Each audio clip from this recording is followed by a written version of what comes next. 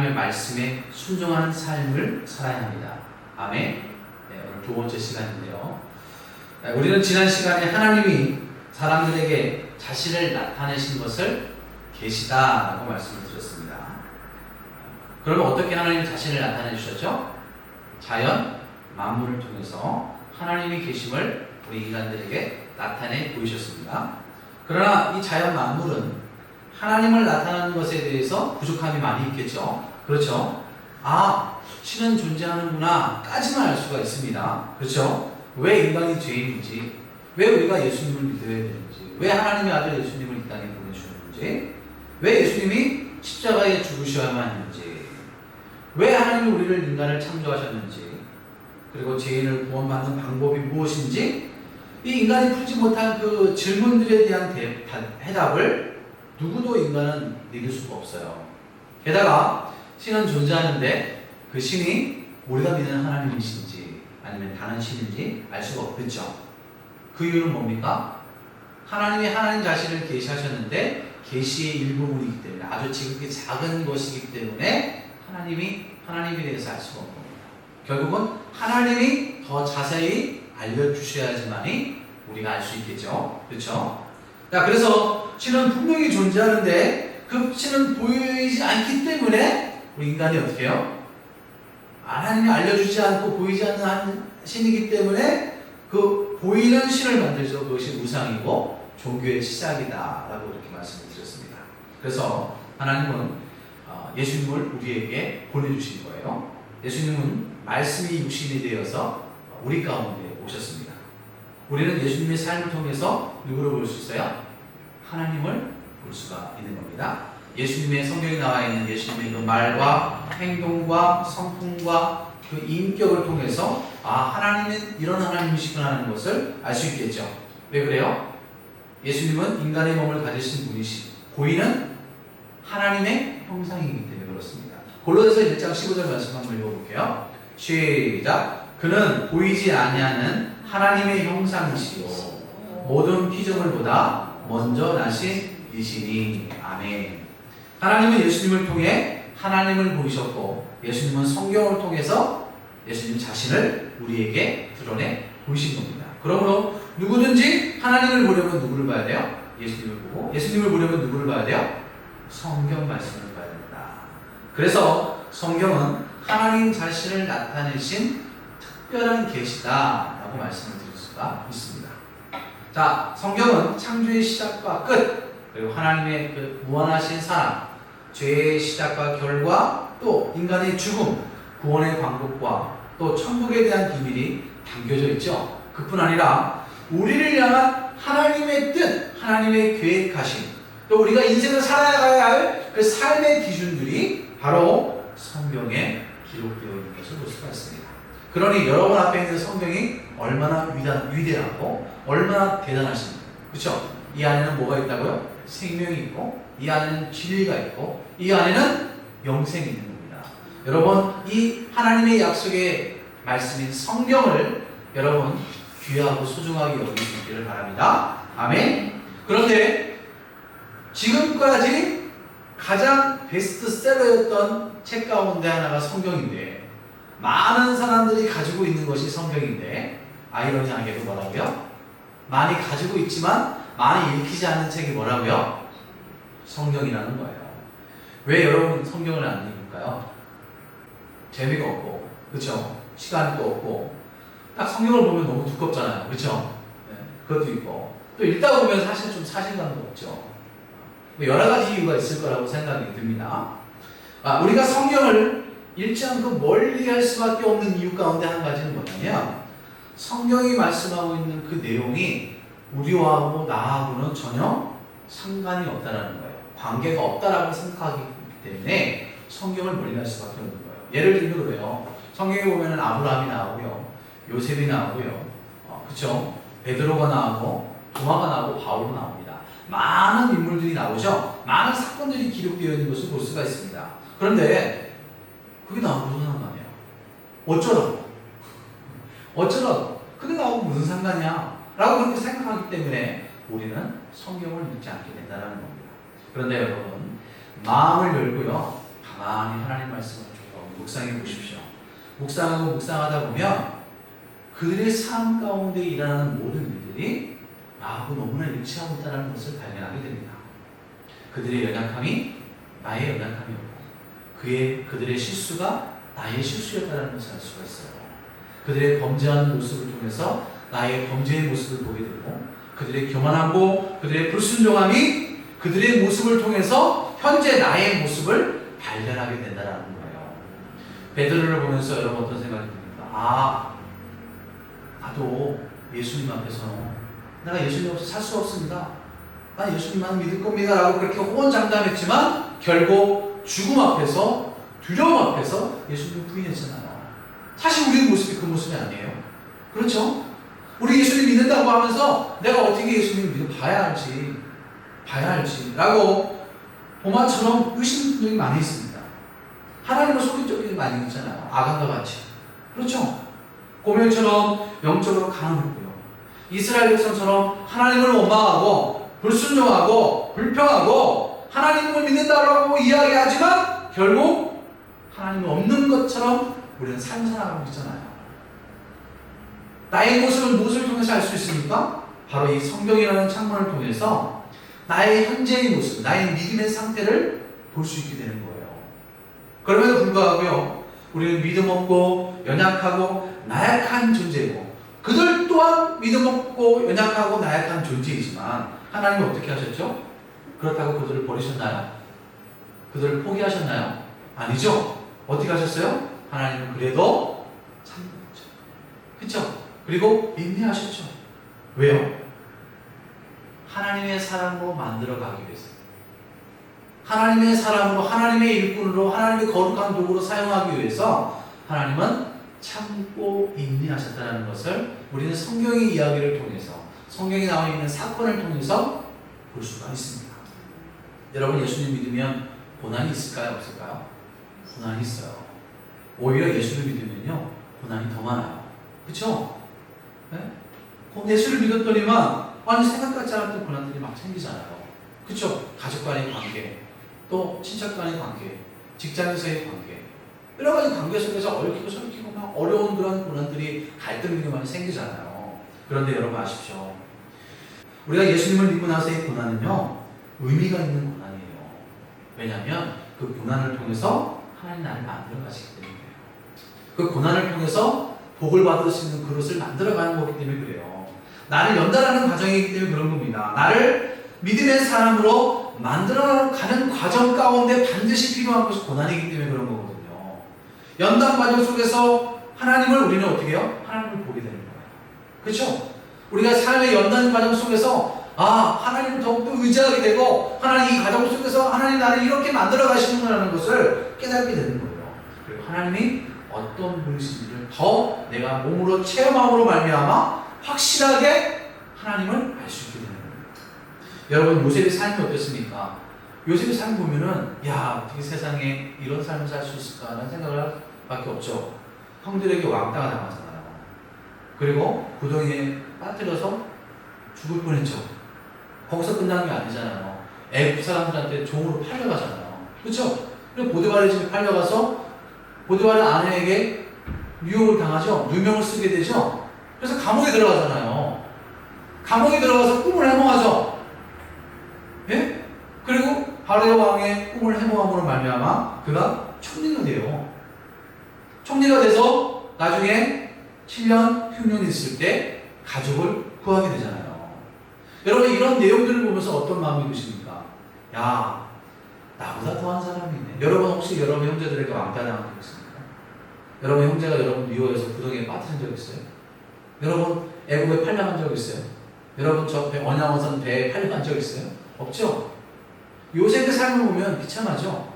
그렇죠? 그러면서 우리가 뭘 알아요? 나보다 더 고난당한 사람이 있었구나.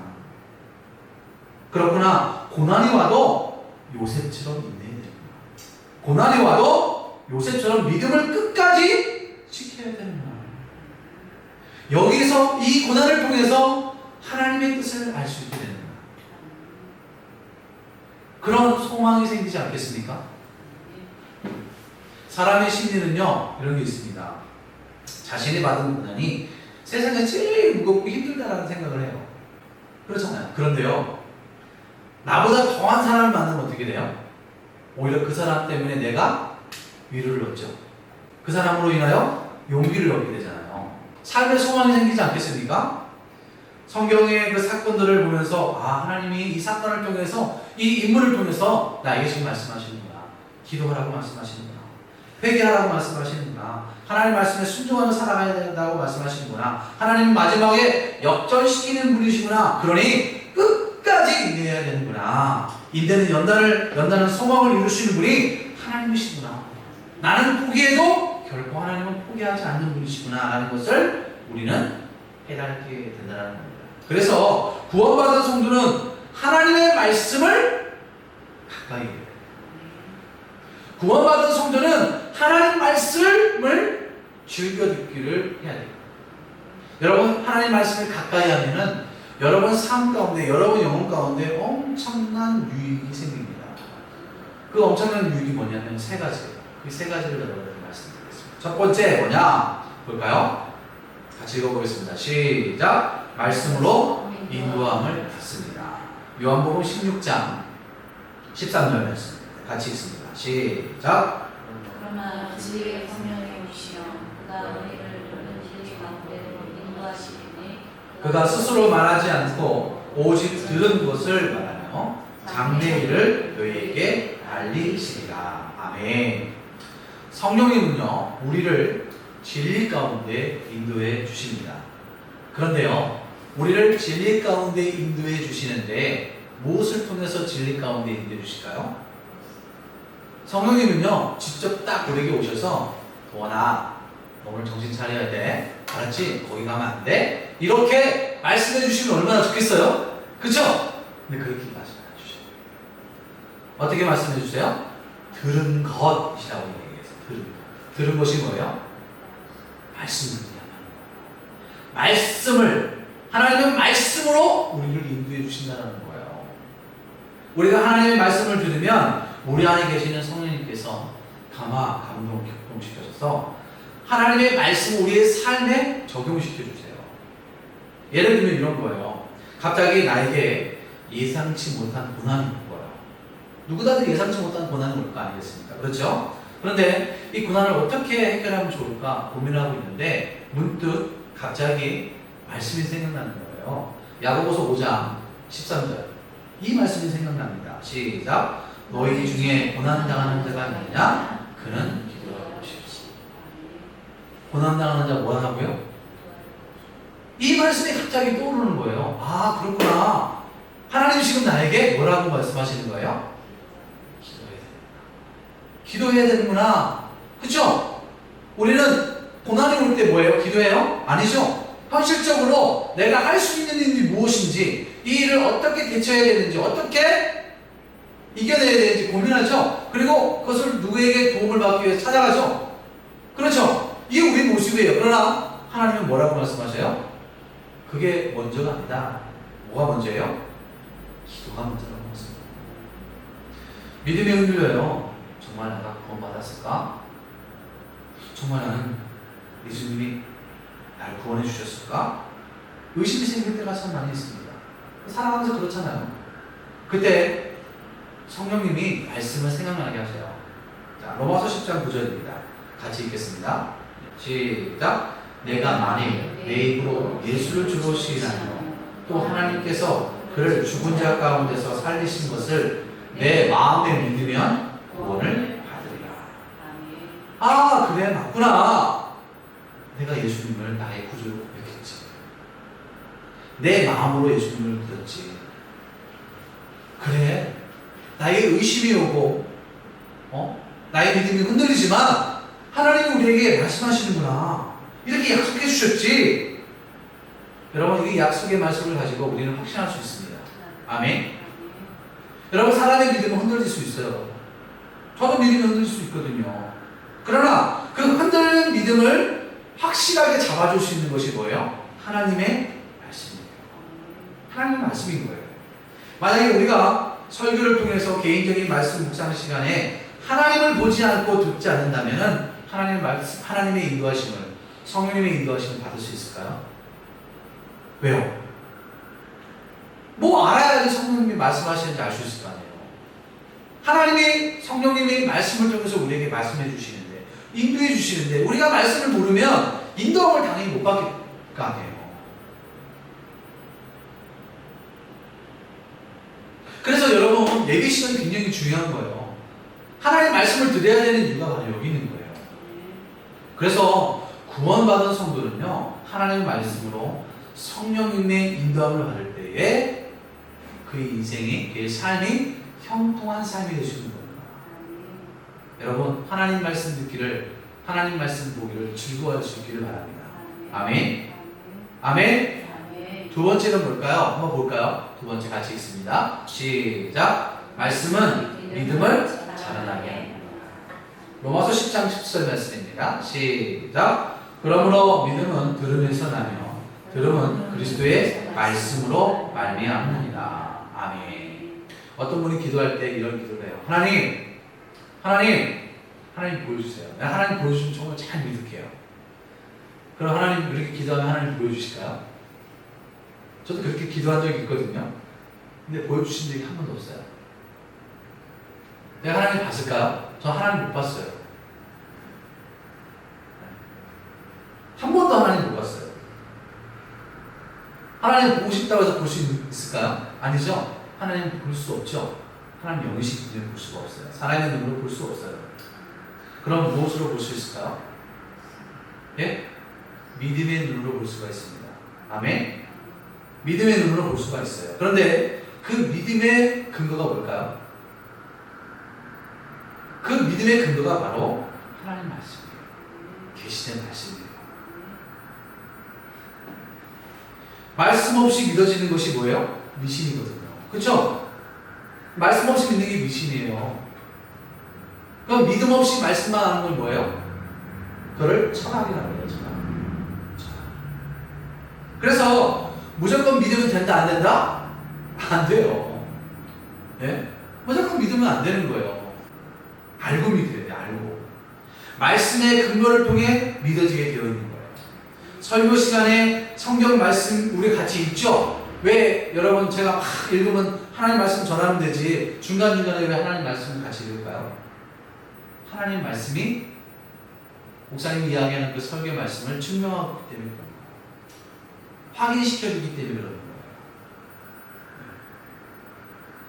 누가 물어봐요. 에이 목사님 죽어야 알 수 있죠. 죽어보셨어요? 죽어봐야 천국이 있는지 지옥이 있는지 알 수 있죠. 그렇게 물어봐요. 전도하다 보면 그런 질문하는 분들이 많이 있어요. 저 죽어봤을까요? 저 안 죽어봤거든요. 천국이 있는지 지옥이 있는지 알까요? 볼까요? 눈으로 보지 않아서 몰라요. 목사이지만 몰라요. 그런데요, 믿어져요. 천국이 있다는 것이 믿어지고요. 지옥이 있다는 것이 믿어져요. 왜 그럴까요? 말씀이 증언하고 있기 때문에. 하나님의 말씀이 증언하고 있어요. 저는 하나님의 말씀을 100% 믿어요. 저는 하나님의 말씀을 100% 신뢰합니다. 그러니 하나님이 믿음을 주시는 거예요. 그리고 믿어지게 되는 거예요. 디모데후서 4장 18절입니다. 시작. 주께서 나를 모든 악한 일에서 건져내시고 또 그의 천국에 들어가도록 구원하시니 그에게 영광이 세세토록 있을지어다. 아멘. 하나님의 자녀는 악에서 구해주시죠. 하나님의 자녀는 천국에 들어가도록 구원해 주시다라고 성경이 이걸 증언하고 확신하고 있습니다. 여러분 우리는 뭐 하면 돼요? 이 말씀을 믿기만 하면 되는 거예요. 여러분 믿기만 하면 되는 겁니다. 여러분 믿을 수 있기를 바랍니다. 그래서 믿음은 말씀 없이는 결코 잘할 수 있을까요? 없을까요? 없어요. 왜냐하면 하나님은 아는 것만큼 역사하시기 때문에. 아는 것만큼 역사하세요. 이 말은 무슨 말인지 아십니까? 하나님이 인격적이신 거예요. 알고 있는 것만큼 믿어지게 되어 있습니다. 알고 있는 것만큼 이해하게 되어 있는 거예요. 그게 인간의 수준이에요. 그러니까 하나님은 우리의 수준의 범위를 뛰어넘지 않으세요. 하나님의 역사하심은 여러분이 아는 순간, 아는 그 범위까지 이르러서 그 안에서 역사하시는 거예요. 그러니까 여러분들이 하나님을 알 때 어떻게 해야 돼요? 힘써 알아야 돼요. 따라합시다. 하나님을 알 때 하나님을 알되 힘써 알자. 힘써서 말씀은 영혼의 양식입니다. 마태복음 4장 4절입니다. 시작. 예수께서 대답하여 이르시되 기록되었을 때 사람이 떡으로만 살 것이 아니요 하나님의 입으로부터 나오는 모든 말씀으로 살 것이라 하였느니라 하시니. 아멘. 우리 육체는 먹어야 살죠? 그렇죠? 한 끼만 안 먹어도 어때요? 증상이 뭐죠? 손이 막 떨리고 머리가 막 어지럽고, 그렇죠? 머리가 띵하고 집중이 안 되죠? 네, 제가 요즘 그래요. 제가 요즘 그래요. 점심 한 끼 안 먹으면 막 손이 떨리고 막 긴장이 되고 집중이 안 돼요. 예, 도훈이도 그래요? 웃는 거 보니까. 예? 네. 내가 그렇다고 하니까 네 성우가 하는 말, 나이가 먹어서 그래. 그렇게 얘기하더라고요. 도훈아 나이 먹은 건 아니지? 네. 한 끼 안 먹으면 집중이 안 돼요. 손이 떨려요. 힘들어요. 어떤 분이 인생의 목적이 뭐냐? 나는 먹기 위해 살다, 살기 위해 먹는다 라고 그렇게 이야기하시는 분이 있습니다. 그만큼 먹는 것이 중요해요. 얼마나 중요한지 몰라요. 근데 성장하는 아이들에게 있어서는 더 중요하겠죠. 그렇죠. 성장하는 아이들에게 음식을 먹지 않으면 어떻게 해요? 성장하지가 않아요. 네, 성장하지가 않아요. 영양실조에 걸리겠죠. 영양실조에 걸리면 결국 우리 몸에 이상이 생기게 되는 겁니다. 이거는 당연한 현상이에요. 먹지 않으면 문제가 생기는 건 당연한 거예요. 그런데 여러분, 우리의 영혼도 영혼의 양식인 하나님의 말씀을 먹지 않으면 문제가 생겨요. 영적인 영양실조에 걸리게 됩니다. 영혼에 문제가 생겨요. 어떤 문제가 생길까요? 믿음이 흔들리게 되겠죠. 그렇죠? 믿음이 흔들 뿐 아니라 의심이 생기죠. 에이, 정말 그럴까? 진짜 그럴까? 교회가 멀어지게 돼요. 네? 말씀이 싫어지고 안 듣게 돼요. 네? 마음이 교회로부터 멀어지게 되죠. 여러 가지 이런 증상들이 생기게 됩니다. 이런 증상들이 나타나게 되어 있어요. 네, 영향으로 인해서. 여러분, 마귀가 예수님을 시험하려고요, 돌들을 떡덩어리가 되게 하라고 하셨습니다. 그때 예수님이 뭐라고 말씀하셨는지 아세요? 사단을 향하여, 야, 아니야. 사람이 떡으로만 사는 것이 아니야. 하나님의 입에서 나오는 모든 말씀으로 살아야 돼. 하나님 말씀을 들어야 돼. 하나님 말씀대로 살아야 되는 거야. 그러면서 그 말씀을 하시면서 말씀으로 사단을 물리치셨습니다. 베드로전서 2장 2절 말씀을 같이 읽겠습니다. 시작. 갓난 아기들 같이 순전하고 신령한 것을 사모하라. 이는 그로 말미암아 너희로 구원을 이루도록 자라게 하려 하리라. 아멘. 여러분, 갓난 아기 젖 먹는 거 봤어요? 네? 우리 도원이, 주한이, 주담이 어렸을 때 엄마 젖 먹을 때 엄마가 한번 톡 배고픈데 안 주면 어떻게 돼요? 난리 나죠. 울고 난리 나죠. 그렇죠? 우리 수연이, 재훈이도 그렇죠. 난리 나요. 막 울고 불고 막 눈물 나고. 근데 먹다가 막 먹는데 뚝 떨어뜨리면 어떻게 해요? 그때도 난리 나요. 네? 증명질내요. 막 짜증내고 막. 네? 우리도 이와 같이 신령한 젖을 사모해야 한다는 거예요. 신령한 젖을. 왜요? 말씀이 구원에 이르도록 자라나게 하기 때문에. 오늘 저녁 먹었는데 내일 아침 안 먹어요? 그렇지 않죠? 하나님의 말씀도 마찬가지입니다. 그런 의미에서요, 9월부터요 성경 모임이 있어요. 여러분, 저는요 이 성경 모임이 목사님 나도 귀찮게 하는 그게 아니에요. 이 성경 모임을 통해서, 특히 성경 훈련을 통해서 여러분 믿음이 어떻게 돼요? 성숙돼요. 흔들림 없이 견고해져요. 누구에게 유익이에요? 여러분에게 유익입니다. 누가 좋아요? 여러분이 좋은 거예요.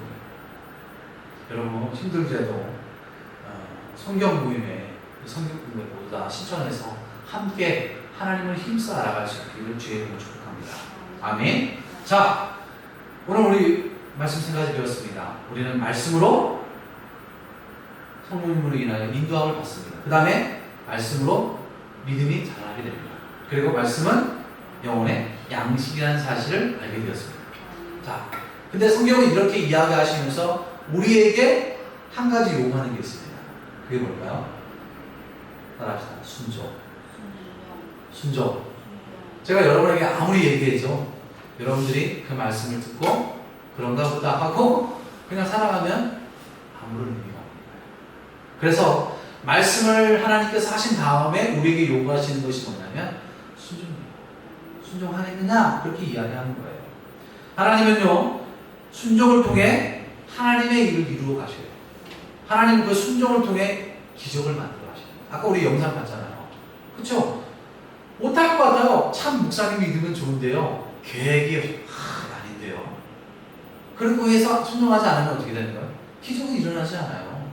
근데 상황은 아닌 것 같은데 순종하면 하나님이 할 수 있는 상황들을 만들어 주셔요. 그게 순종의 능력입니다. 그게 순종의 힘입니다. 여러분, 순종은 뭡니까? 나의 의지를 꺾고 하나님의 요구를 나의 의지로 선택하는 것을 순종이라고 이야기해요. 여러분, 복종과 순종의 차이 아시죠? 복종은 뭐예요? 복종은 우리의 인격과 우리의 의견을 존중해 안 해요? 안 해요. 그냥 해. 하나니까 하면 그냥 하는 거예요. 어쩔 수 없이 하는 거예요. 그러나 순종은 뭐예요? 그게 아니죠. 우리의 의지가 포함이 되어 있는 거예요. 우리의 자유의지로 선택을 하는 거예요, 하나님이. 그래서 순종을 우리에게 요구하시는 거예요. 순종 좋아하는 사람 있어요? 다 순종 안 하죠. 다 별로 안 좋아하잖아요. 저도 순종 별로 안 좋아하거든요. 하기 싫어요. 그래도 나의 의지로 하나님 우리가 선택하기로 했어요. 하나님 말씀 들으면 자유롭게 내 순수한 마음으로 자유의 의지에 의해서 하나님 내가 그렇게 순종합니다.